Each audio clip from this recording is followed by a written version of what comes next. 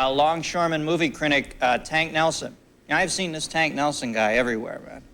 You know this guy? The common, regular man who's got the best publicist in the world. All right, Movie reviews from, of course, Gene Shalit or Siskel and Ebert or maybe the local newspaper. But in one town in Southern California, folks get their reviews from a most unusual source. And our man in Hollywood, Jim Brown, tracked him down on the waterfront.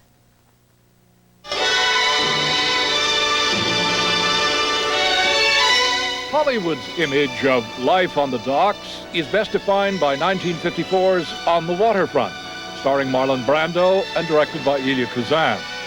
The film won 8 Oscars, including Best Picture. All right, let's go to work! Anybody need a porter? Oh, say yes, say yes. You know, I'm missing a garment bag with hangers. Oh, right down here, probably. Well, if you want to talk about the waterfront today, or movies, let me introduce you to Roland Nelson, or Tank, as he likes to be called. That's our bag. That's her bag.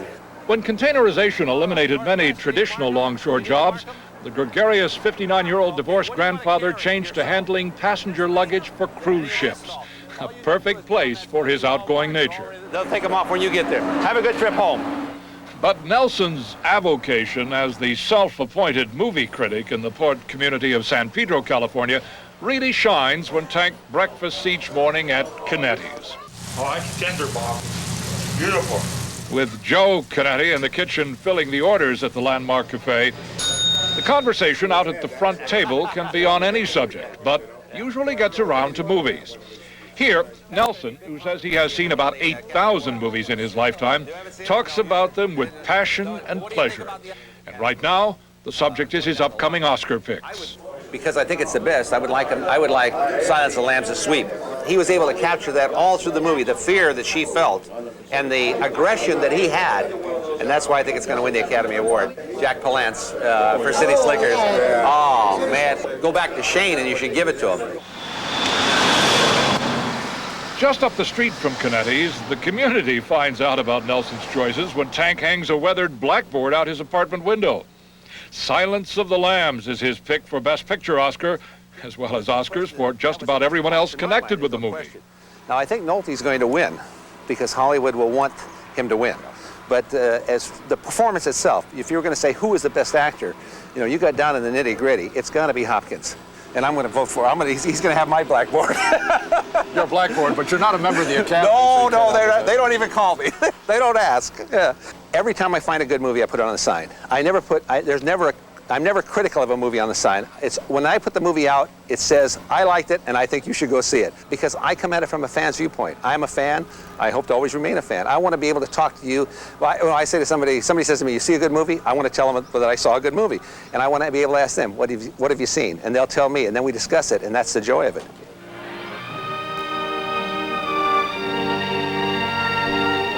You can learn almost anything from the movies. I've been doing it. I've seen 6,000 to 8,000 films.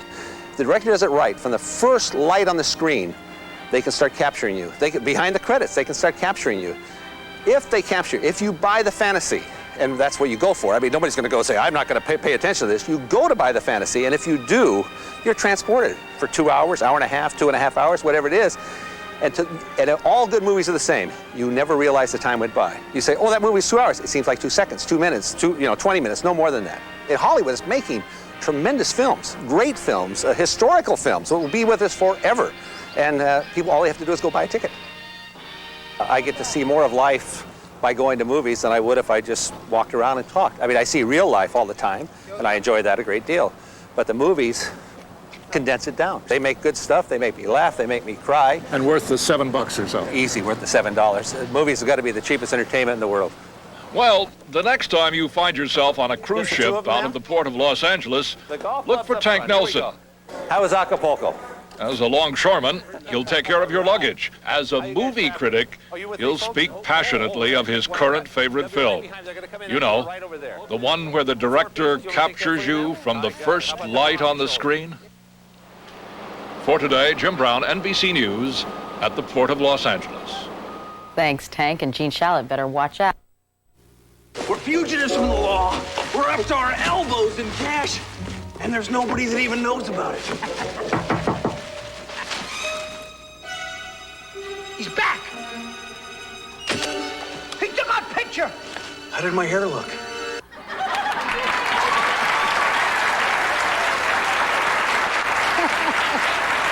Joining us now are the people who influence millions of people daily on what movies to see and what movies not to see, the critics. Ta-dum. Please welcome WWOR-TV's Emmy-winning entertainment editor, Pat Collins. Next to her is Jeffrey Lyons from CNBC and PBS's Sneak Previews. From WNBC, an entertainment editor who grew up on the movie sets, Pia Lindstrom. And last but not least, we still have Tank Nelson with us. Nice to have all of you. Okay.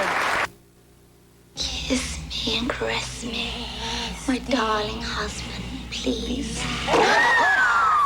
Holy crap! We're strong in the Lord! The power of his might! We're strong in the Lord! The power of his might! The power of God is upon us! We're strong in the Lord and the power of his might! We're strong in the Lord and the power of his might! He's a longshoreman who loves movies. He's here to talk about last night's Academy Awards. Please welcome a proletariat perspective on the evening's festivities, Tank Nelson, folks. Tanker!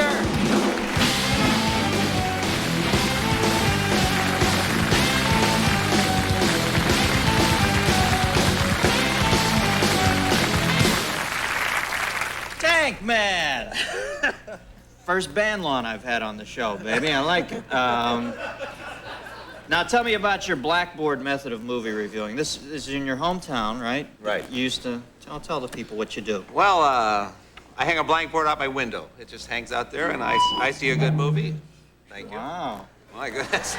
You know, they don't give up feedback for everybody. Was that a protest? I guess they sensed you're an old Hendrix fan. They were buying today's blackboard. But you I put a blackboard out. Yeah, I put a blackboard out, and I put a movie you should go see.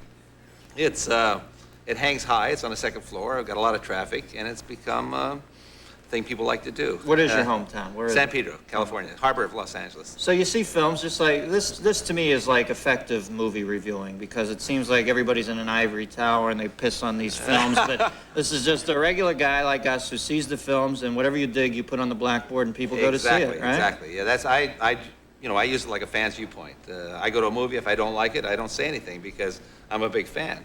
If I find one I like, I put it up, and it gets lots of play. Now, how'd you do last night? How many of those films had been on your blackboard? Of the 6 that won, I mean, I'm taking 6 categories. I had 4. I missed. Who'd you miss? I missed the girls. That's why I'm divorced. The 2 lady categories I missed. Who'd you pick instead of Jodie Foster? I thought that looked like a lock. I had Susan Sarandon because I thought, well, thank you, yeah. Because she was Louise, and she was truly Louise. And then in Silence of the Lambs, which is my favorite movie, I was really pulling. I mean, I was pulling hard. But Hopkins, Hopkins really overrode her. I know nothing against Jodie, she's a great actress, but Hopkins' role, when you see the movie, I mean, you just feel it so strongly. So I went with Susan, and I lost. It was, and the same thing with, I thought that Mercedes Ruehl was fantastic. I mean, she was just, you see her, the movement, the life that she brought to it.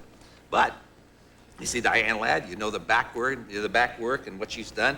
You think she's going to win. And I was really trying to pick out who won and still stay with my favorites. I lost those 2 categories, but I got the other 4. I had the local paper, the News Pilot, and the LA Times. I had 2 reporters and their photographers in my front room. It's about as big as this here. And I had it on a board that was hung up, they couldn't see. And we went through the whole thing and cheered and screamed. It was one, I mean, for a guy like me that, that nobody listens to up till today, it was wonderful. Yeah, Tank, isn't he? See? Thank you. This is the way it should be to me, this whole artistic exchange. The guy's you're so non-rancorous, and you don't have an axe to grind, man. I'd rather hear your perspective than... Well, I'll give you a little, for instance, seeing as we're talking about it, I went to see My Cousin Vinny. Yeah. Joe Pesci. Pesci, yeah, and... Make the board? Oh, yes, I made the board. Yeah. Well, I'm in the theater, 3/4 full. The theater, I love you, man.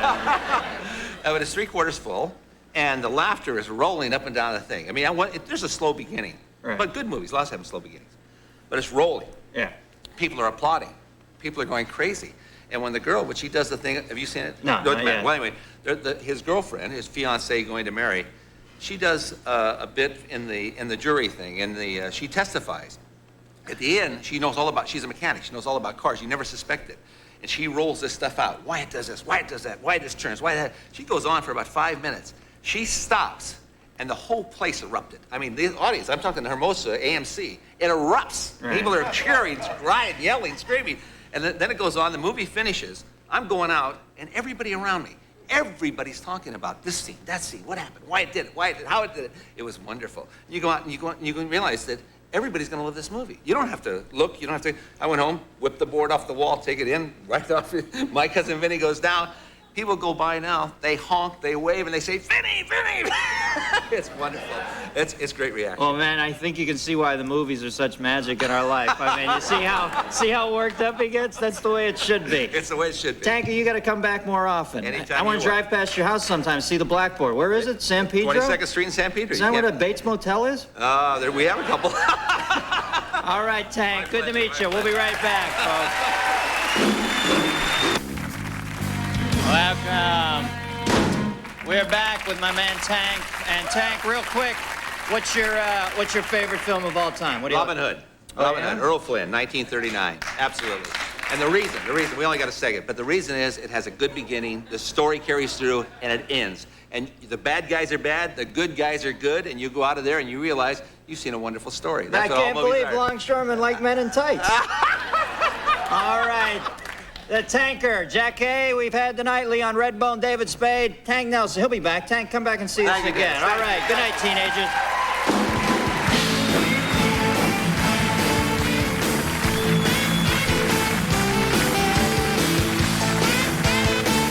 Film critics Siskel and Ebert are famous for their thumbs, yeah. NBC's Gene Shalit is known for that unkempt hairdo he has, and ABC's Joel Siegel has the mustache. But the latest gimmick in film reviews is a chalkboard. Tank Nelson is a longshoreman in the California port city of San Pedro, and when a movie makes his list, people buy tickets. One senior? When Tank Nelson goes to the movies, it's more than entertainment just for him. If he likes a film, he lets everybody in the neighborhood know about it. Originally, it was meant just for people I know because, you know, we're in the second story and you wouldn't think it's just a small thing. We were fooling around. Well, because I hang it out every day and I go to the movies often, I changed the movies and it became a thing. All he writes down are the titles of his pick movies, no fancy rating scales or comments, and he only puts the board out when he's got something good to say. If I see a bad film, I say, gee, that's a shame because they wasted a lot of effort to make a bum film. But if I see a good one, I'll tell everybody. And everyone in Tank's neighborhood in San Pedro, California, seems to notice his signs and appreciate them. I think it's really neat. I think it says everything in very few words, just direct, very much to the point. So I like that in a movie critic. Anytime me and my wife are going to see a movie, what to rent, what not to rent, we ask them, and it's always right on the money. Hello, sir. Tank's real job is far from the glamour of Hollywood. He's a longshoreman who loads people's luggage onto cruise ships. But through movies, he's found a common bond with people from all walks of life. I don't think expert's the word. You become informed about film, then people want to ask you, and you want to talk, and that's where it goes. In addition to Grand Canyon and Hear My Song, Tank's other picks this year include Fried Green Tomatoes, Medicine Man, Bugsy, and Beauty and the Beast. He says he's pulling for Silence of the Lambs as Best Picture at the Oscars. Well, we'll see how well he does then. A lot of people got odds. I think there's something written here, but it's hard to make out.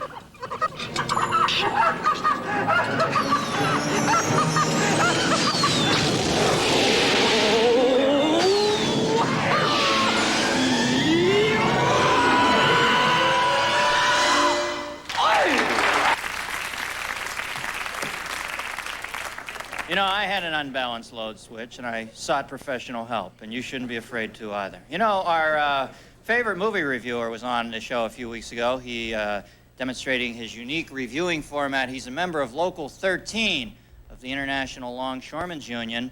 Movie lover. More importantly, a nice, sweet man. Good guy. Ethical cat. Please welcome Tank Nelson, folks. Tank!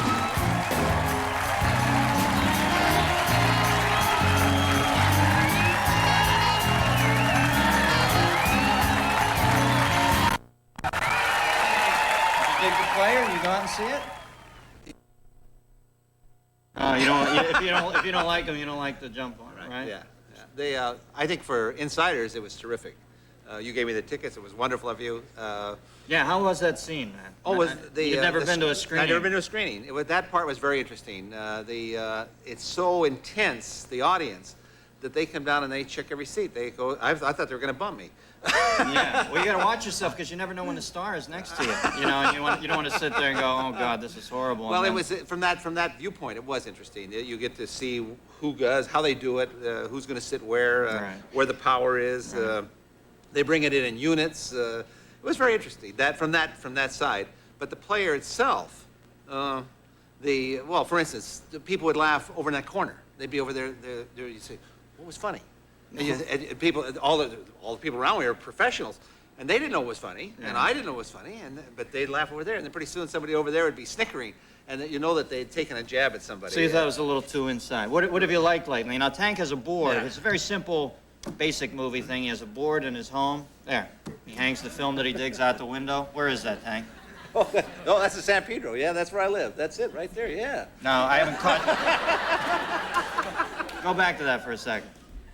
You're not in mid-suicide attempt there, are you? It's only the second floor. All you do is get hurt. All right, so you like My Cousin Vinny, obviously. Oh, yeah. I think we talked about it last time I was here. Yeah, that was a big hit. I hear the girl's a killer. She really funny. Super, and they're recognizing it now. You read in the papers, the articles are coming up. They're saying, see her. Sorry, what do you go? And that's all right. Being attacked by some mad bacilli from Neptune. But no, the girl. It's and everybody's talking. We talked about it here. We might have talked about it first. I don't know, but they're talking. The scene that she does, you read about it in the paper, you get on the street, everybody talks about that scene. She really captured him. Yeah. And it's probably going to make her a star. Yeah. Now, what's on the board right now? What do you like? The Power of One. The Power of One. You have seen it? It's an anti-apartheid See it? Anybody film, see it? Right? You see Power of One? All right, there. Brutal at the beginning. Brutal, though. Well, it's brutal all the way through. Yeah, the little boy was so angelic. But I mean, if we can make movies about war, which is the most brutal thing man ever invented, we can make movies about anything, and brutality, that's part of the game. Some might say the AMC Gremlin was the most brutal thing that man ever invented, but I'll say war is right up there. The thing about the Power of One that makes it so fascinating is how they made it. I mean, the story is apartheid from 1930 to 1948, and how it begins. Most people, I don't think very few people in this room, including myself, really understand how it took place. Mm-hmm. And the combination not be just between the Afrikaners and the blacks, but the struggle within the Afrikaners themselves.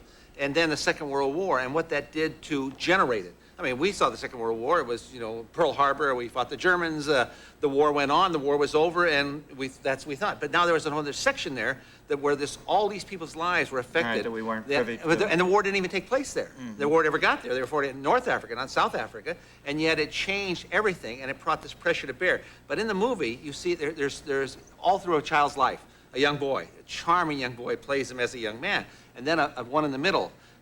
They're not even given much credit because Stephen Dorff plays him as the adult, and that's what the end of it focuses on that. But you're seeing a movie that can actually change your life. Yeah. That you can look at it and say, I didn't know that, I didn't know that, and then go out of it all entertained. Remember I told you when you go out of the movie, like because of Vinny, you go out, you're laughing, you're joking, everybody's having a good time. When they walked out of The Power of One, everybody's quiet. They're not saying, where are we going to eat, where's the car parked? Everybody's silent. They're thinking. Now, this would be my own position, but if anybody goes, please go see it. But at the end, on the top of the screen, they put a paragraph. There's two paragraphs. The second paragraph's most important. Most people get up, they're getting up because they're used to that. They're like television. They're going to get up, they're going to leave, they're going to go have a beer, they're going to do whatever. But they're just getting up automatically and leaving. And then there's this paragraph on the screen. You read the paragraph, and this whole movie, this 2-hour film, is now brought together, and your mind is starting to work. And then they play the music. Stay for the credits, because you should honor the people that made this movie. Stay and watch it. You can't read it. Oh, you loved it, huh? Oh, yeah. But the thing is, the credits are moving, and the music is playing. And the music, remember Graceland, Simon the Graceland, that African music. Now you've seen a movie about Africa and the struggle and the pain and the wonderment, and you were still being totally entertained. And then this music comes and it gets inside of you. You're sitting in your seat, and it's like you're there. I mean, you're living it. Tank, these are such emotional feelings. You're like a longshoreman. Do the other guys, when you bring this up, say, "Oh, Tank, shut up and lift something"? Well, listen, they come up to you and ask what they want to hear, because I feel like I'm out here with Eric Siegel. We're right love story, for God's sake. I rolled cotton for 41 years. I rolled cotton bales for 41 years. Who's going to tell me I'm wrong? You know, I mean, it comes down to that. Yeah. Well, I don't mean that they're going to tell. They can tell me I'm wrong in my opinion. But do the guys come up to you and ask for your Oh, opinion? sure. Heavens, yes. Yeah. What's big on the docks? What have they dug? On the waterfront? Or No, what no. are they On the docks, a movie that but a movie that I didn't like. Yeah, what's that? White Men Can't Jump. Mm-hmm. And I mean, I'm not going to go into why I didn't like it. That'd be a whole other story. I like the guys that sing. Did you see it? No, I haven't seen the it. Venice Beach Boys? Mm-mm. Oh, the Venice Beach Boys. I are tried clever. to jump the turnstile. I couldn't make it. Because I can't jump. Okay. But that was, it's very popular. And of course, it's very popular. If you look at, it's get big marks. Yeah, 15 big mil grosses, first that whole week. thing. And you give them credit for doing it. I mean, that part was wonderful. But now we're talking over here, this other movie that is going to, I mean, White Men Can't Jump is, you could do whatever you want with that. And it'll be gone, But if you saw The Power of One, it'll never be gone. It'll never be out of your heart. Burn into your head, Tank. Forever. All right, man. Good to see you again. All right. Tank Nelson, we'll be right back, folks. Right after this. I interviewed the president. Calvin Coolidge? Yeah, Calvin Coolidge. Mr. Coolidge? Yeah. Uh-huh. When? A few days ago, he was over in Dakota, fly fishing. Fly fishing. Fly fishing in a suit and tie, white gloves, and patent leather shoes. So I asked him. I went right up to him. I said, "Excuse me, sir.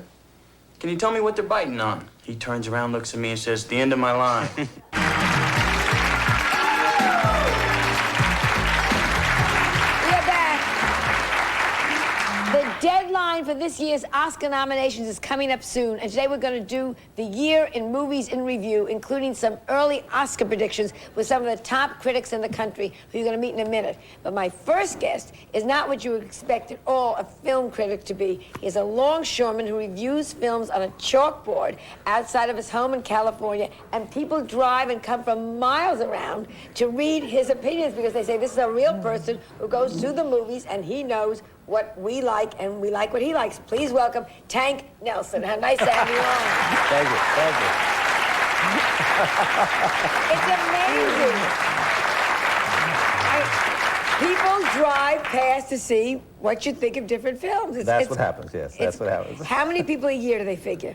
Well, we've done, friends of mine, and when I say we, like I have a group, but it's just friends of mine, we've stood out in the street and watched because of curiosity. Right. And we figure about 200 in the afternoon, 100 in the morning, and there probably varies between 50 and 100 during the day that drive by. And So not counting walking people and all that. So figure about 500-600 people a day Every day. come by Yes. to see what you think. Yes, well, what we have big traffic in front of my place, Yeah. and the signals stop the people. So we have lines of, that's why at the traffic time, Right. people stop, and we count people that actually look. We're not people that just gaze around. They have to look at the sign before we count them. How did you do this? What made you start this? A friend of mine, I've always liked movies, and I've always talked about movies wherever I was, and a friend of mine said one day, I'd gone to Oregon on vacation.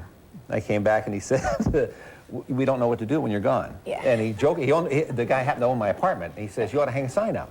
So I went to the hardware store, bought one, hung it out, and that started. That started it. What do you say on your sign? Just the name of the movie, nothing more. So in other words, you only say good movies. Well, only good movies. I don't review. I mean, if I see a bad movie, I let it go. If I see a good movie, I put it on the board. So you wouldn't say like so and so pew. No. It's just no. Once in a while.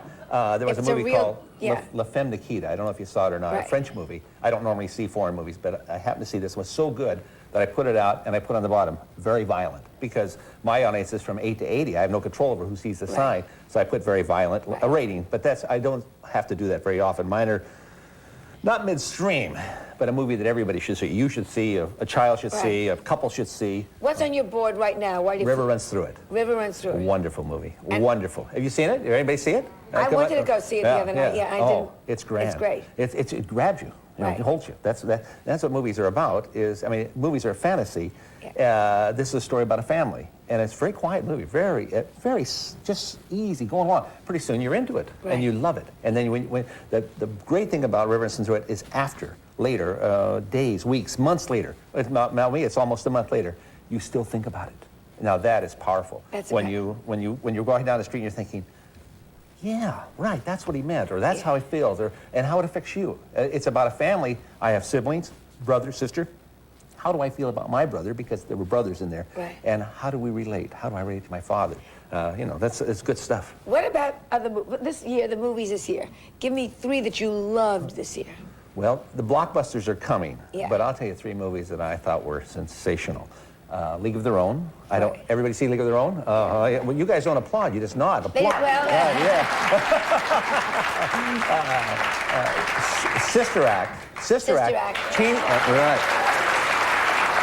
Sister Act was a little teeny movie. Actually, a little teeny movie. One of the few movies I've ever been to where people didn't get up and walk out at the end. You've been to movies. People it says the end. Everybody's going down the aisle. Yeah. Because the singing continued, because at the end of it, everybody sat there. I mean, I've got it figured out what everybody's going to do, and I'm sitting there, and people are sitting.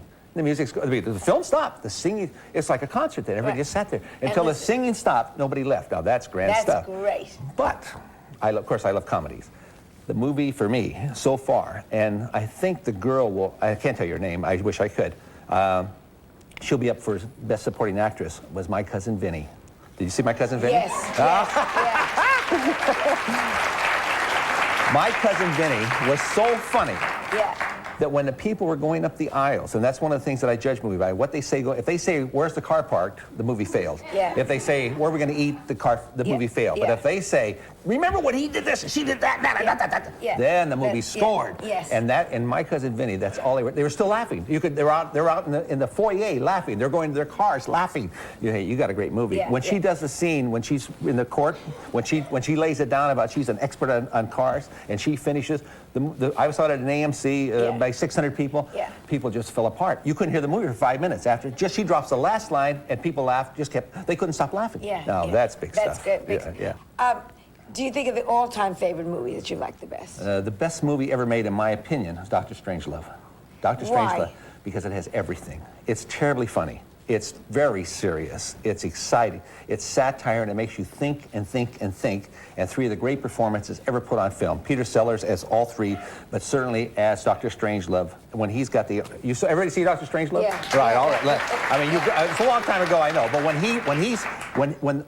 the hand becomes the Nazi at him, and he has to fight the hand, and he's the only thing on camera, and you're watching him perform, you realize you're seeing greatness. Greatness. I mean, how much can you pay $5 or $6? Then it was $3. How can you pay $3 and see greatness? And that's what they're seeing. That's what you get when you go to the movies. Boy, you love movies. Love them. Yeah, I do too.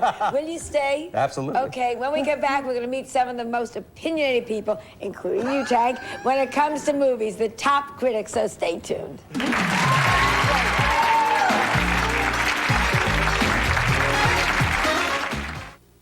We're fugitives from the law. We're up to our elbows in cash. And there's nobody that even knows about it. He's back! He took our picture! How did my hair look?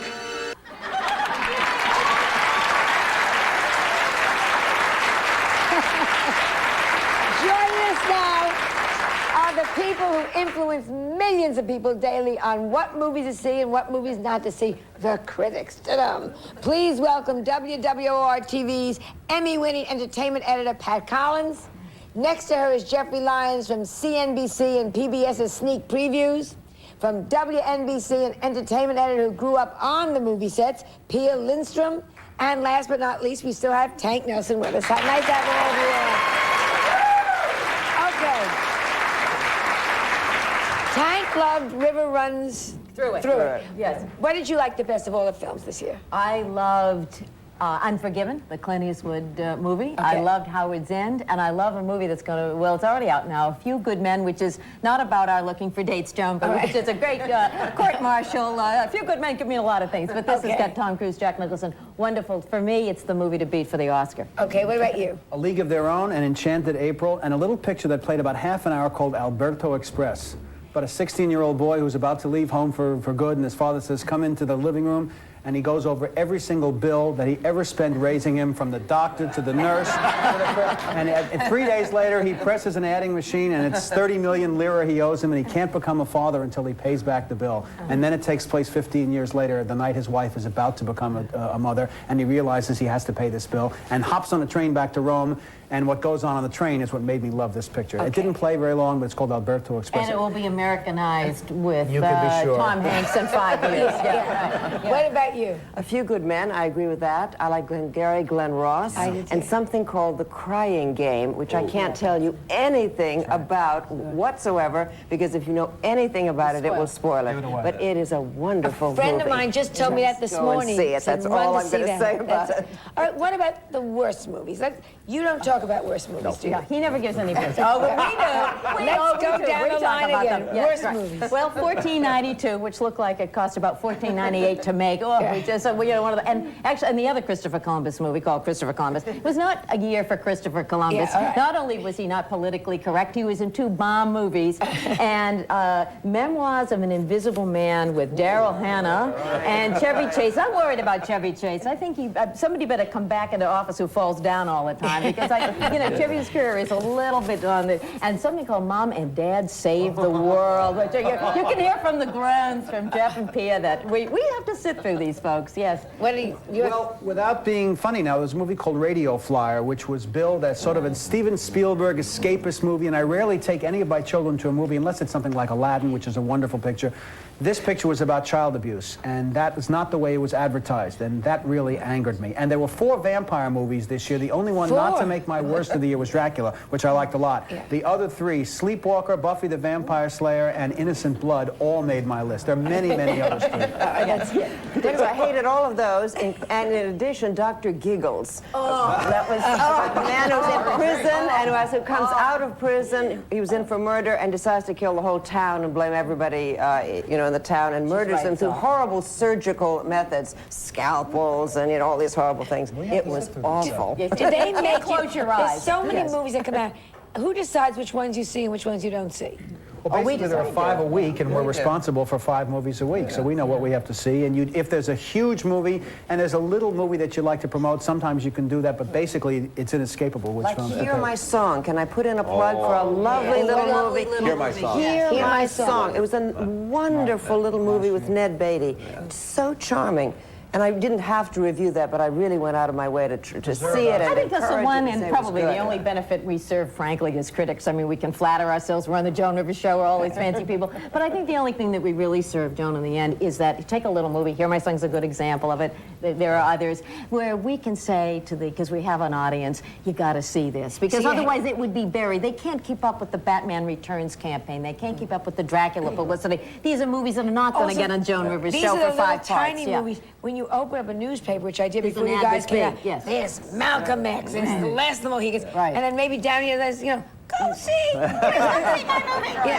And you feel so sorry for these people because there's They're no sort way. of almost like an orphan movie, and it's up to us to discover them and promote them. We don't really make it work. It's all word of mouth that makes it work. If you look at any group of reviewers, if you look in they'll say, they'll list them all and what they said. Half of them said go, half of them said not go. So we don't do anything. Yeah. What happened, I mean, I don't mean that wrongly, but we don't do anything. But if I come out of a theater and I say to the person, hey, this is a great movie, gotta go see this, boom, boom, boom, they go to the movie, and it just grows and grows and grows. You take the movie you mentioned, Glengarry Glen Ross.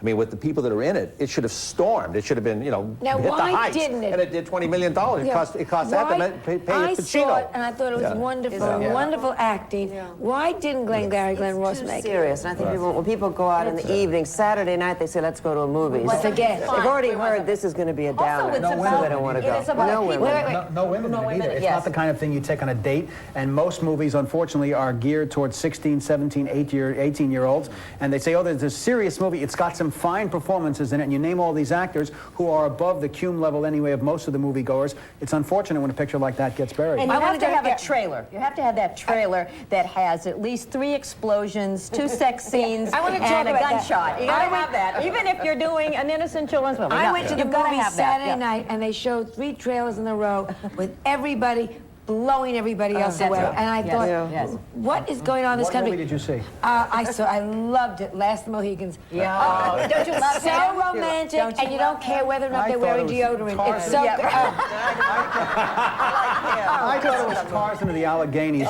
Here's a guy, I know every woman I know loves it because of Daniel Day-Lewis. Here's a guy coming out in 1754, involved in a war that nobody cares about, although they do at the box office, doing very well, but doing 20th century kung fu modern fighting, taking on the whole British army. You didn't care. I didn't care. I thought he was great. We'll be back in a moment, and we're going to talk about what if you hate a movie, if any of you ever walked out. We'll discuss this and a lot more, and we'll be back also with another critic, the host of American Movie Classics, Bob Dorian, so stay tuned.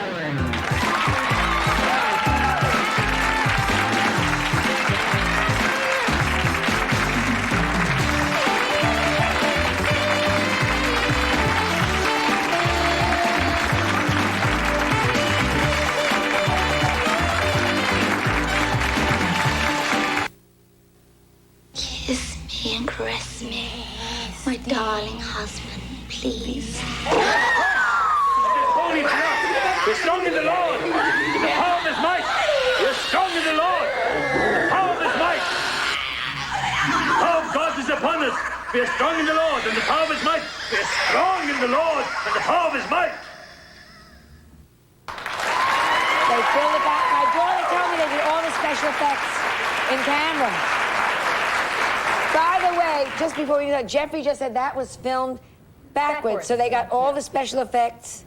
Right. Nobody can get in or get out of a coffin that way unless you do it that way with those smooth motions. So they move. I mean, what you're going to do? Go in the coffin and say, "Oi, wait a minute! I got to go back." You have to have this smooth motion like that. Good. See, I love these kind of things. People that know things like this is my next guest. He has been entertaining an audience for almost 30 years in every aspect of show business. He is seen by millions of viewers each night as the host of American Movie Classics. Please welcome Bob Dorian. Nice to have you. Hi. We've all been talking about the 3 films that we love the most this year and the 3 films we dislike the most this year. Give us the 3 films of all times that you like the most. Off the top of your head, you can Casablanca. Casablanca. With this young lady's mother. Yes. I could also mention Intermezzo with this young lady's mother. All right. And Notorious with this young lady's mother. Well, that takes care of that. You don't get any more. Well, you'd have to say Gone with the Wind. Gone with of the course. Wind. Wizard of Oz. Yeah. And Charlie Chan at Treasure Island. Charlie Chan, all right. Wonderful film. You shouldn't miss. 1939 was a great year. Nobody ever mentions that. Put it on soon so I can see Cesar it. Romero was in that, and The World's Fair from 1939. All right, now, wait before me. Now, what about... My mother told me. My nurse told me. What about films you dislike? Are there any that come up and you just go, ugh, this is probably the No, worst that's film why I ever got made? the job, I think, in American Movie Classics, and why I'm not a critic. I love everything. Everything. Yeah, when I see something I'm not liking on the screen, like the performance or something like that, I move over to art direction, and then I get to costumes and eventually music, and the end credits sometimes are great. Can you ever say, watch Simone and see how she can act? I mean, do you ever say that? do you ever say I did that once. Do you ever say to the Tippi audience- Hedren. Yeah, Tippi Hedren. Tippi Hedren. In The Birds. Yeah. And Hitchcock couldn't get her to react in that wonderful scene with the fire and the explosion and everything. I had terrible trouble with her, so finally they took 3 still shots, one like this, one like this, and one like this. They just threw it. Speaking of doing... She was not Ingrid Bergman. She was not Ingrid Bergman. Who do you think have been the worst performances this year? Modern. Well, it's a happy day for me when I don't have a Kim Basinger movie to go to, and I don't have a Sean Young movie to go to, and I don't have an Andrew Dice Clay movie to go to, and then I don't have a Daryl Hannah movie to go to. I don't know how these people get work. They just walk into the scenery, as far as I'm concerned. Not good. So those are people I'm real happy to see. You know, somebody calls me up and says, "Hey, we have a Daryl Hannah movie." I say, "I think I'm going on vacation." Right. What about you? Is there anyone you think really... She's gorgeous. She got through Princeton. I admire her for that reason, but Brooke Shields in Brenda Starr was released this year. Now, it's a 1989 movie, and I'm sure she wished they had kept it on the studio shelf. But in one scene, she falls through a window, and at that time, she was a lot heavier than she is now. And you're expecting a Richter scale to be seen somewhere up. And she just was in over her head. So she has kind of my... Well, I don't generally do that, but No, I think she'd agree, too, that it was a performance best left on a studio shelf somewhere. I hate to keep going in order, but each one gets good at... What about you? I thought it was interesting that Al Pacino, who was so good in Glengarry Glen Ross, was then in Scent of a Woman, which has just come out, and I didn't like it at all. I thought he was over the top, yelling, screaming. He does that sometimes. I really think he needs a director who will hold him back and modulate his performance. This year about Jack Nicholson too, wasn't it? He was in Man Trouble, which was He played a dog El trainer. Doggo. He played a dog driver. It's my turn. Wait a minute. We're going to order. You have your turn. Then Tom Cruise, who was in Far and Away, which I didn't like at all, And then, of course, he's in A Few Good Men. So it's interesting that some of these actors have this year a bad one and a good one. It says a lot for the director, doesn't it? What about you? What You know that I only recommend movies, but let me protect Al Pacino. One of my favorite actors in Scent of a Woman, who I haven't seen. You guys see him before I do, because I see him in theaters. Oh, yeah, I pay. I want to pay because I want to feel what you would feel. Nobody wants to pay. Oh, yes. No, I want to pay. No, you want to pay. No, pain is part of going to the movies. Yeah, all right. It's part of the game. Standing in line is part of going to the movies. Okay. It's the total movie experience. See, even the previews, part of the movie. Get you in the mood. Wait for something to come down. But where you were, Pacino, I haven't seen it. But in Scent of a Woman, I've only seen that little clip. You imagine Pacino playing blind. He's a blind man. You've seen the movie. He plays blind, and he senses that woman. Walks across to her, this young black sheath, whatever it is, and says, obviously, can I dance? Will you dance? And they get up and dance the tango. Now, the tango is probably the sexiest dance, most sensuous dance ever produced. Pacino's one of the great actors of our time, and he's going to dance the tango, a blind man? I mean, I haven't seen the movie, but I am longing to see the movie. Wait. Jimmy Cagney, remember the end of that movie? Jimmy He says, Cagney. is that you, Peggy?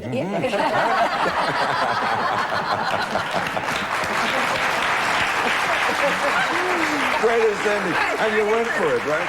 Well, Yeah. I don't keep putting you into the past because you're not very. I am in the past. But of all the stars that are current now, who would not have made it? Do you think when the stars were stars? Do you ever look Most of them. Most Let me of them, yeah. mention the ones that would. Who would have? Yeah, let's be Jack positive. Nicholson, Meryl Streep. Would have made it no matter what time they came out. Yeah, because they're that type of actor. They're, Gene Hackman. Would have made it no matter what. Yeah, wonderful actor.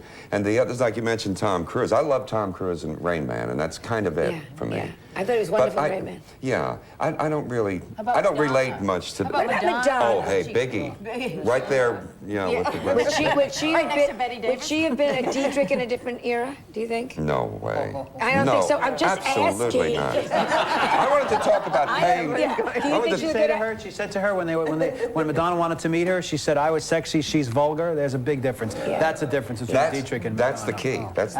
That's the big difference. Also, the prices are different. I pay for the movies when I go too. I'm still in the movies every week. But it's $7.50. When I was a kid, it used to be a dime, and you could stay there all day if the matron All didn't day. catch you. But you can stay all day now, can't you? No. And we used to get a double feature in the You can't newsreel. stay. I never knew that. You mean if I go in, I want to sit through it twice? No. No. Go out. Yes. Oh, I have to talk to them at Cinema One. They have Wait a ropes. second. They send you out in the parking lot. If you have to go to the bathroom, you're in big trouble. You have to go around the theater and come back. We'll be back with It's anti-American. You have to add that when you were paying a dime, you made a quarter an hour. You made 25 cents an hour when you were paying a dime. I didn't make anything. Well, whatever. But Meanwhile, when we come back, I it's the still want to equivalent now. find out if you've ever walked out of anything. And then the big holiday movies, if you want to see maybe 2 or 3, you have to tell us now what to see, okay? We'll be back, so please stay with us.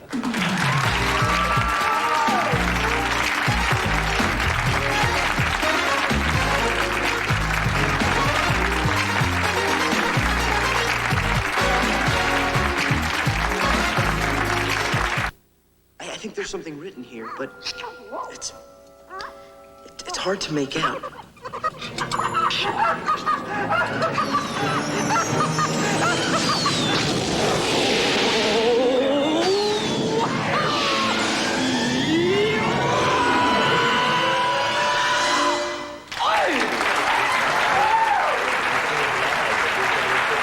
are back.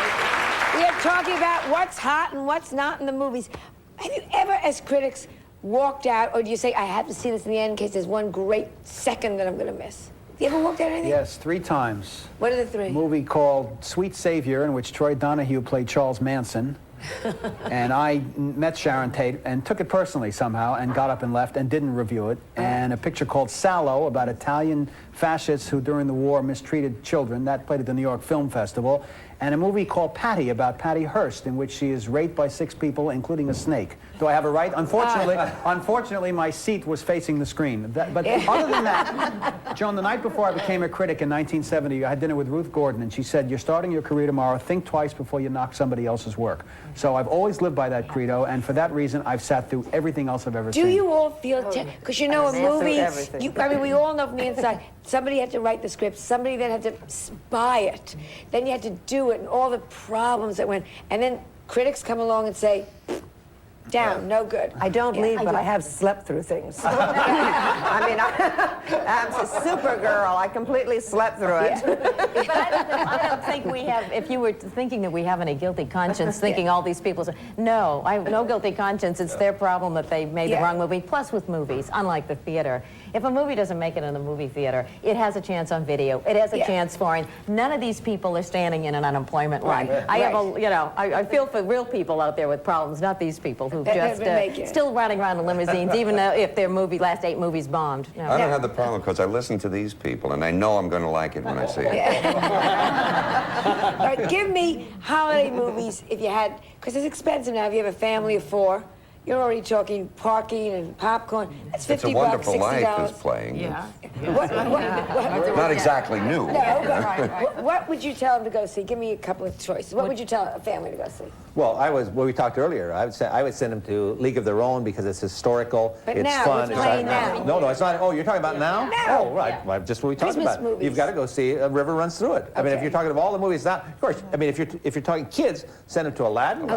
You can send them to. That's for everybody. Yeah, that's for everybody. But I mean, but we're talking about overall. Yeah. Overall, it's tricky. Now, Aladdin is for everybody? Yes, what they did was apparently they let Robin Williams do his shtick and then did the animation around his shtick, and they listened to it for weeks at a time, and he had 4 taping sessions over 15 months. And imagine the person whose job it is to edit out the stuff you're not going to use, and you go crazy after a while. But it is wonderful. It's not just for kids. It is hip. When you see the genie doing Arsenio Hall, and you see him doing Rodney Dangerfield and Ed Sullivan, the parents are laughing, and the kids are laughing at their parents, who seem to be laughing in the wrong spot. It's a great time for everybody. It's a wonderful picture. It's also Lorenzo's Oil. I saw Lorenzo's Oil. But that's not a family Well, no, movie, this is Jeff. for adults, obviously. But It's with Susan Sarandon and Nick Nolte, and when I tell you it's about a dying child, it's a true story, and I thought about this picture, and it's very inspirational. It's not the kind of picture you want to see at the holidays, perhaps, but it's a very powerful film. All right, what about holiday for you? Peter's Friends. It's opening up just around Christmas time. Kenneth Branagh, the Englishman, who's doing it with his wife, Emma Thompson. And it's a British big chill about college kids who meet 10 years later. They're like 30 for New Year's, for a weekend in the country. It is so funny. It is just wonderful. It's warm, it's funny, it's sad. I think it's a terrific Christmas or holiday movie. Pat? Oh, I loved Home Alone, too. I loved the first one. I loved the second one. I suppose it tugs on my heartstrings. I'm a mother, too, and a little boy, and I think all of us as parents out there think, oh, the awful what if you were parted from your child, and this does it with riotously funny gags. It's really a cartoon using real people. It's not violent. Somebody said it was violent. It's not really, but it's cartoon violence. Because it got very mixed reviews. Yes, I know it did, but I would say to every parent out there, you feel very safe taking your kids to this, and little Mac, you know, Macaulay Culkin. I don't care what he was paid, he's worth every cent. He is just terrific. What about you, Bob? I'd have to go with Aladdin, too. Aladdin. I think for the, family fare and the holiday season. For the one big movie. One more good picture I want people to see. It's called Passion Fish. It's with Mary McDonnell from Dances with Wolves. Again, when I tell you it's about a woman who was a paraplegic after having been a soap opera star, you say, why are they releasing these at holiday time? It's a very inspirational film, and her performance along with Alfre Woodard is a serious Oscar contender. But the reason why they release it now, Joan, is not because it's a Christmas movie. They release it so they can qualify for the Oscars. Which after, brilliant segue, because we're going to go to commercial, and when we come back, I'm going to say to you guys, who do you think should be nominated for Oscars for this year, okay? We'll be back with more in a moment. Please stay tuned.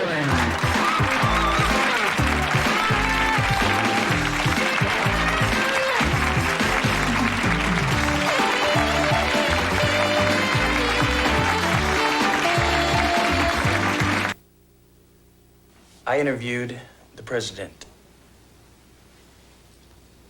Calvin Coolidge? Yeah, Calvin Coolidge. Mr. Coolidge? Yeah. When? A few days ago, he was over in Dakota, fly fishing. Fly fishing? Fly fishing in a suit and tie, white gloves, and patent leather shoes. So I asked him. I went right up to him. I said, "Excuse me, sir. Can you tell me what they're biting on?" He turns around, looks at me, and says, "The end of my line."